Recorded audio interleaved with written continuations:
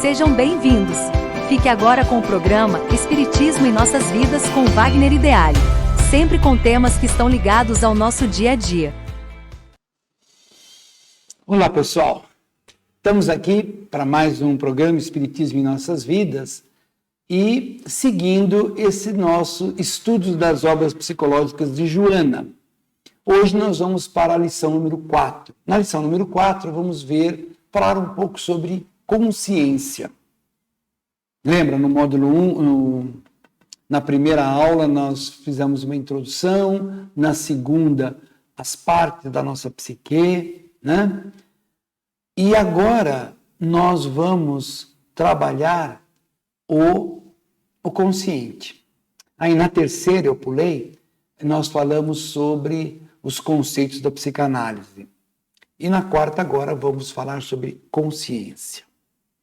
Pus aqui uma frase muito interessante: ninguém se evade das consequências dos seus atos, como planta alguma produz diferente fruto da sua própria natureza fatalista. Porque isso tem a ver com a nossa consciência. Vamos ver. O momento da conscientização, este é o instante de partir para o qual consegue discernir com acerto, usando como parâmetro e equilíbrio, alcança o ponto elevado da condição do ser humano. Quando ela vai falar isso, ela está nos mostrando que o ato de adquirir consciência é o ato de separar do certo do errado. É o momento em que eu começo a entender o mundo à minha volta, não mais com aquela visão egóica de tudo para mim, isso aqui é meu, eu quero isso, eu não quero aquilo, porque aquilo não me dá prazer, eu quero só aquilo que me dê prazer, eu quero os valores físicos. E a aquisição da consciência, ou seja, o ato da evolução, eu vou verificando que nós temos valores muito mais profundos em nós que precisa ser cultivado. Trabalhando dados não palpáveis, saberás selecionar os fenômenos existenciais das ocorrências, tornando tuas diretrizes de segurança aquelas que proporcionam bem-estar, harmonia, progresso moral e tranquilidade. Porque a consciência não é de natureza intelectual, é uma atividade de mecanismos cerebrais. Ela é a força que propele nascida da experiência evolutiva a exteriorizar-se em forma de ações. Joana não podia sintetizar melhor consciência do que esse parágrafo que eu acabei de ler. Porque justamente o cérebro, ele faz o ato final, mas a geração dessa consciência acontece num plano extrafísico, que é o grande conflito que aconteceu no começo do século XX. Onde está a psique humana? Até hoje, a grande maioria dos psicanalistas muitos deles, né, não digo todos, mas muitos deles vão negar a existência do mundo extrafísico ou da alma e vão fixar tudo isso dentro de uma estrutura do mundo físico. Ou seja, o dia que esse corpo morrer, a psique acaba. E Joana mostra para a gente que não. Eu estou falando de Joana de Ângeles, a mentora de Divaldo Pereira Franco. Um espírito que no primeiro encontro nosso eu falei rapidamente algumas existências dela. Evidentemente, tudo isso só tem valor se quem está nos escutando, nos assistindo, aceita a ideia de que a vida continua, de que todos os valores intelectuais, morais, tudo que nós aprendemos não se perde, vai para uma outra dimensão que nós chamamos de dimensão espiritual, e nós vamos para essa dimensão na forma de espíritos, não mais de corpo físico. E esse espírito é onde está toda essa psique. Encontramos a consciência, nós encontramos em pessoas incultas, ausentes em outras, portadoras de conhecimento acadêmico. Então, existem, isso é muito interessante, essa consciência ela não está ligada ao desenvolvimento acadêmico, ao desenvolvimento intelectual, não. Ela é algo que é um contexto do nosso espírito, mostra um processo de evolução. Por isso que ela coloca, você vai ter uma pessoa inculta, uma consciência da vida, do mundo, dos ensinos de Jesus, da aplicação desses ensinos, e você vai ter uma pessoa com um monte de títulos acadêmicos que ela não consegue ter essa visão. A visão dela é materialista, a visão dela é satisfação dos instintos de posse, os instintos sexuais, os instintos de domínio. É isso que interessa para muitas pessoas. Se analisarmos a conduta de um especialista em problemas respiratórios, que conhece intelectualmente os danos provocados pelo tabagismo, pelo alcoolismo e outras drogas, e apesar disso ele usa a droga, o álcool, o fumo, ele não desenvolveu ainda essa consciência. Diferente daquele que vai não ter esse comportamento com a droga, com o álcool, com o fumo, coisa que vale, porque ele já tem a consciência. Está nele, não é que ele não quer, ele já tem essa identificação. E muitas pessoas são assim. Muitas pessoas não têm ainda essa vivência, não têm essa percepção e vive dentro de um contexto ainda muito voltado para a satisfação dos instintos mais primários da vida. A consciência pode ser treinada mediante o exercício dos valores morais elevados, que objetivam o bem do próximo, por consequência, o próprio bem. Ter consciência é entender que o próximo é alguém igual a nós e que vamos fazer algo por ele, estaremos fazendo para nós. O esforço de adquirir hábitos saudáveis conduz à conscientização dos deveres e responsabilidades pertinentes à vida. Isso é ter consciência. Herdeiro de si mesmo das experiências transatas, o ser evolui por etapas adquirindo novos recursos, corrigindo erros anteriores e somando conquistas. Eu estou lendo aqui frases da nossa querida Joana para aprofundar mais a nossa visão de consciência e percebemos até onde eu tenho essa consciência transcendental, vamos falar assim, essa consciência profunda da alma. Até onde eu tenho? Todos nós estamos em processo de evolução, todos nós estamos em aprendizado. Só que é importante que a gente entenda esses conceitos para ver o quanto andamos e o quanto falta andar ainda. Administre os seus conflitos. O conflito psicológico é inerente à natureza humana e todos sofrem. Uma coisa que ela fala que é muito importante. Nós temos que aprender isso aqui, ó. Evite eleger homens modelo para seguir. Eles também são vulneráveis às injunções que experimentam. E às vezes compromete-se o que de maneira alguma deve constituir desestímulo. É natural, todos nós, na profissão, acaba elegendo como ela colocou aqui, um homem modelo. Eu mesmo, quando estudante, tinha um professor na universidade que na minha cabeça eu dizia, quando eu me tornar professor, eu quero ser igual a ele. O jeito dele dar aula é assim que eu quero dar aula. E assim eu o fiz. Só que esse modelo acabou. Eu criei o meu próprio jeito de ser numa sala de aula. Uma forma associada aos aprendizados pedagógicos, aprendizados técnicos, tudo mais, a vivência. Nós podemos até ter um homem modelo, que é o Cristo. Mas é um modelo, está muito longe de ser alcançado, mas vamos em busca desse modelo. Tenha bastante confiança nos seus valores, honrando-te com um esforço para melhorar sempre sem desânimo. Se erra, repete a ação, e se acerta, segue adiante. Isso é ter consciência. Não te evadas ao enfrentamento do problema, usando expedientes falsos, comprometedores, que te surpreenderão mais tarde com deficiências infelizes. Percebe, então, que todos os ensinos de Jesus, todos os ensinos do Mestre Jesus, têm um fundamento, a melhoria interior nossa. o desenvolvimento da consciência. Reage à depressão, trabalhando sem autopiedade nem acomodação preguiçosa. Tenha em mente que os seus não são os piores problemas, não. Eles pesam o volume que lhe empresta. Liberta da queixa pessimista e medita nas fórmulas para preservar e produzir. O que faças, faz bem, com dedicação, que o tempo vai ser o mesmo. Fazer uma coisa mal feita e fazer bem feita é quase o mesmo tempo. Mas vamos fazer bem feito. A evolução da consciência. Outro tópico importante, uma coisa é o ato de adquirir essa consciência e agora fazer essa consciência evoluir.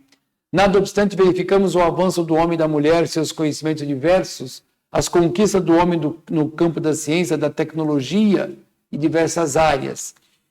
Verificamos que, de certa forma, isso não foi suficiente para transformarmos um mundo em um mundo de paz. Não foi suficiente para estabelecermos com as próprias forças da natureza para fazermos vir à tona os valores que tipificam os valores da nossa própria alma. Ela está colocando justamente isso. A evolução científica, tecnológica, social, tudo isso que está no mundo à nossa volta, fez a gente evoluir, sem dúvida. Mas existem alguns valores que é necessário uma coisa muito particular, o desenvolvimento espiritual nosso e o despertar da consciência, a evolução da consciência é justamente um dos atos mais importantes que a nossa evolução em si. E nesse nível de consciência, Roberto de Ropp, ele cria aqui 5 níveis. Consciência de sono sem sonhos. Viver apenas o fisiológico. Grande parte da humanidade está assim, vivendo de sono sem sonhos. Vive o psicológico. Desculpa, o fisiológico. Comer, beber, dormir e fazer sexo. E fazer sexo é amar, né, no conceito dessas pessoas. O sexo também pode ser amor, mas ele em si não. Em si ele é uma atividade orgânica, prazerosa, que nos dá muito prazer, mas ela é uma parte. Depois, nós passamos a ter consciência de sono com sonhos. Começa o diálogo do consciente com o inconsciente. Começa a diferenciar o bem do mal. Nós começamos a despertar a consciência e começamos automaticamente a buscar valores lá no nosso inconsciente e trazer para o consciente e vivenciar isso. Estamos começando a formar um consciente profundo, um consciente profundo, juntamente com o nosso inconsciente profundo. E aí nós chegamos a um ponto, consciência de sono acordado, identificação ligada às questões do ego. Nesta hora, nós começamos a ter essas reflexões mais profundas do certo e do errado, um pouco mais do que no sonho com sonhos. Nós começamos a vivenciar mais o mundo, para chegar a um ponto agora da transcendência do eu. Como está aqui escrito, nesse momento, o ser desidentifica-se do persona e caminha para a luz. É um exemplo, Mahatma Gandhi, que abandonou tudo do mundo físico para viver, para desenvolver, para aprender a ser um ser espiritual ainda encarnado, um ser de profundidade espiritual ainda encarnado. Então, a grande maioria da humanidade ainda está no 1 e 2, nos 2 primeiros. Alguns já conseguem chegar no 3, poucos chegam no item 4. E aí nós vamos chegar um dia na consciência cósmica, que é o que acontece com Jesus. É o que nós chamamos de perfeição, identificação direta com Deus. Por isso Cristo diz, eu não sei se eu estou no Pai ou o Pai está em mim. Tamanha identificação que ele tem. Então ele tem uma consciência cósmica. E nós estamos caminhando. Começamos lá no primeiro, sono sem sonhos, vivendo apenas o mundo fisiológico. Começamos a acordar, Grande parte da humanidade já está no 2, mas ainda tem muitos que estão no 1. Alguns já começam a ter uma identificação, já começam a se perceber como indivíduo, que é ligado à questão do ego. Então eu já começo a me perceber como indivíduo, eu já começo e já tenho consciência das coisas, eu sei diferenciar isso daquilo, eu estou vivendo já a minha realidade baseada nos ensinos de Jesus, não tirando, imitando ninguém, eu sou eu, para o próximo passo, a transcendência do eu. Para, enfim, um dia que se perde no tempo, ter a consciência cósmica. E aí fica aquela história, já que estamos falando de consciência, onde está escrita a lei de Deus? É uma frase, uma pergunta que Kardec fez aos Espíritos, no Livro dos Espíritos, na questão 621.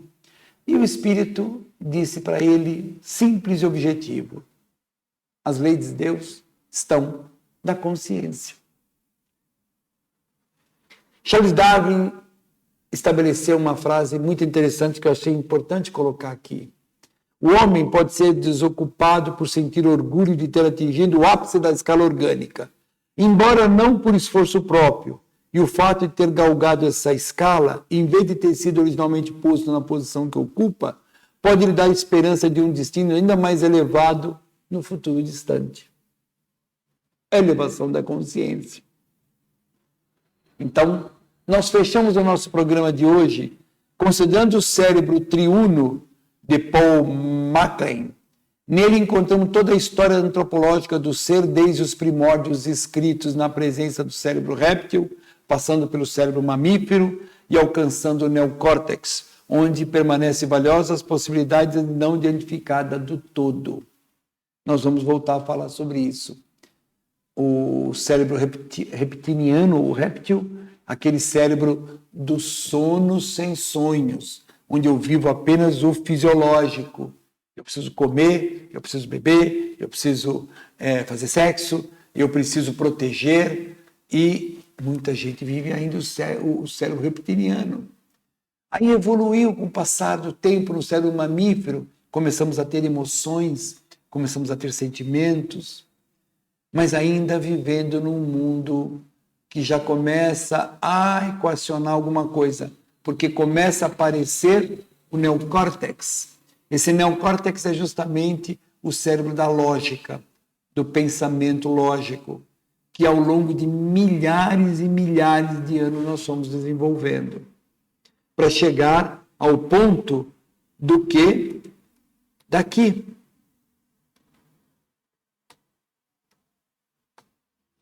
Da consciência de sono acordado, que é um ponto importantíssimo para a humanidade. Enfim, esse consciência do sono acordado é justamente esse momento de eu sobrepor o espírito ao corpo, os valores morais, os valores superiores ao mundo físico, porque aí já estou caminhando na transcendência do eu, na relação transpessoal e tudo mais. Eu nem falo da consciência cósmica, que isso ainda está um pouco longe das nossas vidas. E para encerrar, André Luiz nos deixa a seguinte frase: se cada um de nós consertar de dentro o que está desajustado, tudo por fora estará certo. Perceba isso.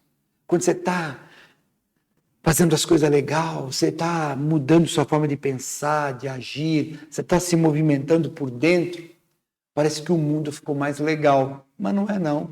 O mundo continua como ele era. É a tua visão de mundo está mudando, está adquirindo consciência. É isso aí, pessoal. Até o nosso próximo encontro, aqui no nosso programa O Espiritismo em Nossas Vidas, com as obras de Joana de Ângeles. Até a próxima.